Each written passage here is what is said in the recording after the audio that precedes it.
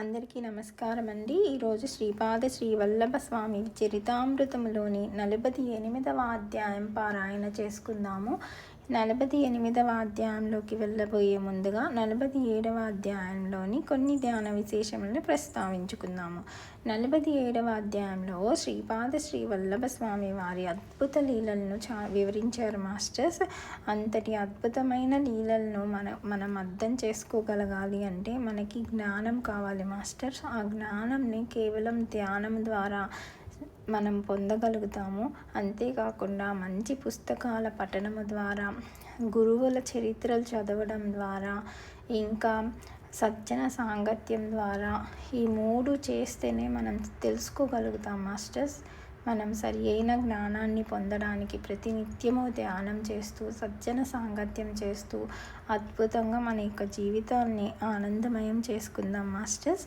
ఇక 48వ అధ్యాయం పారాయణ చేసుకుందాము. శ్రీపాదరాజం శరణం ప్రపత్యే. అధ్యాయము 48. పంచదేవ్ పహాడ్ నందు దర్బారు వివరణ. శ్రీపాదుల వారు స్త్రీ పురుషులను సంబోధించు విధానము.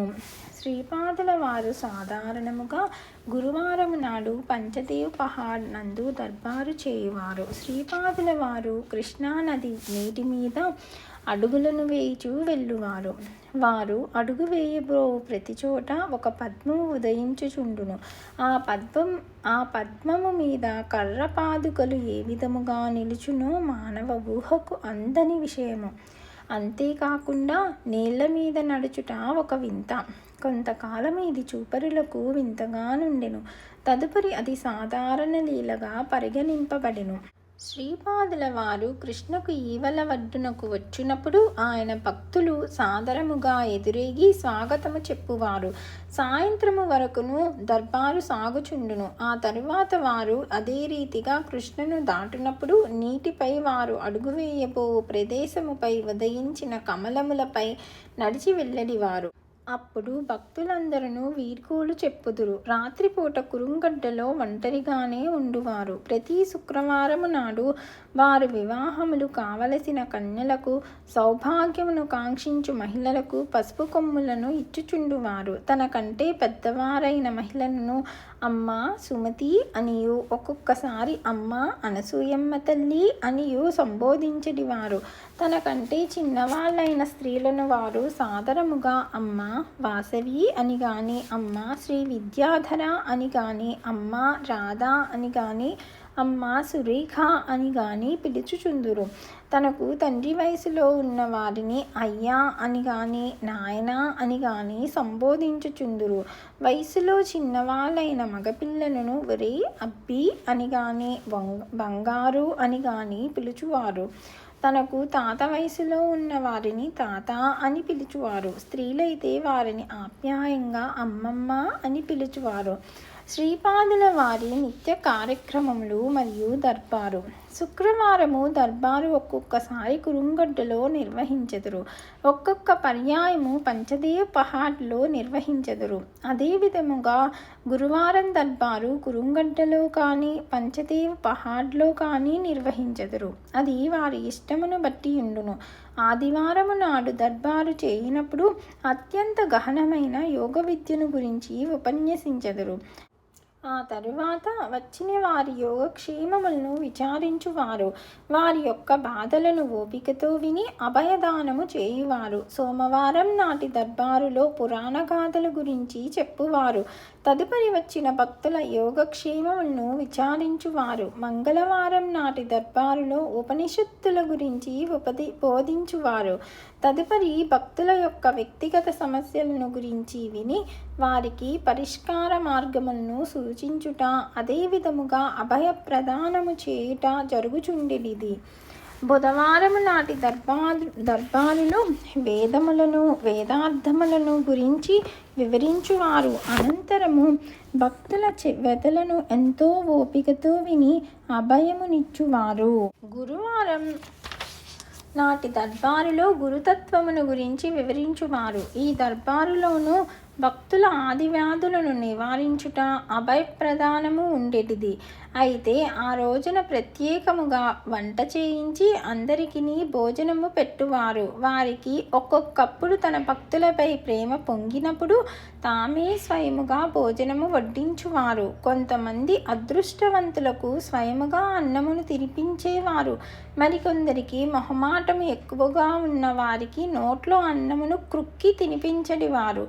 తన యొక్క ఖజానా ఎల్లప్పుడూ నిండియే ఉండుననియు ధనాభావము గాని అన్నాభావము గాని ఉండడి ప్రసక్తియే లేదని చెప్పువారు. శుక్రవారం నాటి దర్బారులో శ్రీ విద్యను గురించి బోధించటివారు. విధిగా పసుపు కొమ్ములను పంచటివారు. శనివారం నాటి దర్బారులో శివారాధన మహత్యమును గురించి బోధించువారు. శ్రీపాదుల వారి దర్బారు చూచిన వారు ధన్యులు. భక్తులు శాఖ పాకములను జొన్నలు రాగులు వరి మొదలగునవి తెచ్చువారు. ప్రతిరోజును అన్న సంతర్పణలు ఉండును. అయితే గురువారం నాడు మాత్రము ప్రత్యేకముగా వంట చేయబడును. ఆ రోజున ఏదో ఒక తీపి పదార్థమును చేయించి భక్తులకు పంచువారు. శ్రీపాదుల వారి హృదయము మహాకోమలము. బాధాసర్పదష్టులెవరైనా దర్బారునకు వచ్చినచో బాధ నివారణమై ఆనందముతో తిరిగి వెళ్ళువారు. శ్రీ దత్తపురాణమును చదివిన ఎడల తప్పక అనుగ్రహముండునని చెప్పువారు. శ్రీపాదుల వారిది కోటి తల్లుల ప్రేమ. రాత్రి వేళ ఎవరికి కురుంగడ్డలో ఉండనిచ్చడివారు కాదు. అయితే నాతో వచ్చిన వృద్ధ సన్యాసిని కొంతకాలము ఉండనిచ్చిరి. నన్ను రాత్రిపూట కురుంగడ్డలో ఉండిపొమ్మనేటివారు. వృద్ధ సన్యాసిని కాశీకి పోయి జీవించమనియు అక్కడనే దేహము చాలించమనియు చెప్పిరి. వంట పాత్రలను తోముట, భోజనమును తయారు చేయుట, వచ్చిన భక్తులకు అసౌకర్యము లేకుండా చూచుట నా విధి. దర్బారునకు ఏ వేళ యందు వచ్చినను అన్నము పెట్టవలెను. ఒకవేళ భోజనము అయినదని చెప్పిన వారిని కూడాను ఇచ్చటకు దొరుకున్నది ప్రసాదము కనుక విధిగా భోజనము చేయవలసినదని శాసించటివారు. వండిన అన్నము తక్కువగా ఉన్నదనియు ఆగంతుకులు ఎక్కువ మంది ఉన్నారనియును నేను చెప్పిన ఎడల తమ కమండలోదకమును భోజన పదార్థములపై చల్లెడివారు. ఆయా భోజన పదార్థములు అక్షయమయ్యడివి. ఈ విధముగా అనేక పర్యాయములు జరిగినది.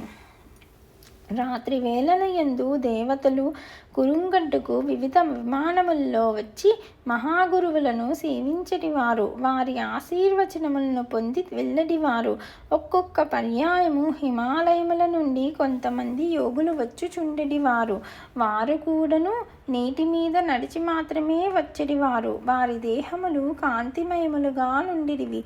వారికి శ్రీపాదుల వారే స్వయముగా భోజనం పెట్టిడివారు. శ్రీపాదుల వారి భోజనము గుప్పెడు మెతుకులు మాత్రమే. వరి అన్నమైనను సరే, జొన్న అన్నమైనను సరే, లేదా రాగి సంకటి అయినను సరే, తన భక్తులు కడుపు నిండుగా భోజనము చేసిన ఎడల తనకు ఎంతో సంతృప్తిగా నుండునని చెప్పడివారు. రవిదాసు అను రజకునకు శ్రీచరణుల బట్టలను ఉతికిడి మహాభాగ్యము కలిగినది.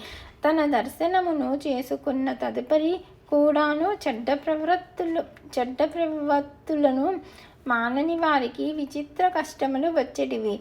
తిరిగి వాటి నివారణ కొరకు శ్రీచరణుల్ని ఆశ్రయించవలసి వచ్చేటిది. చనిపోయిన పెద్దలకు విధిగా శ్రాద్ధములను పెట్టి తీరవలననియు చెప్పడివారు.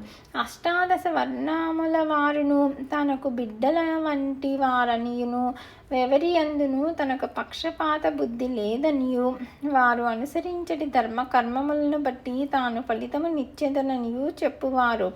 ఈనాడు దొరికిన మహదావకాశము తిరిగి లభించడిది కాదనియు వచ్చే అవతారములో కొంత కఠినముగా ప్రవర్తించదననియు చెప్పినవారు.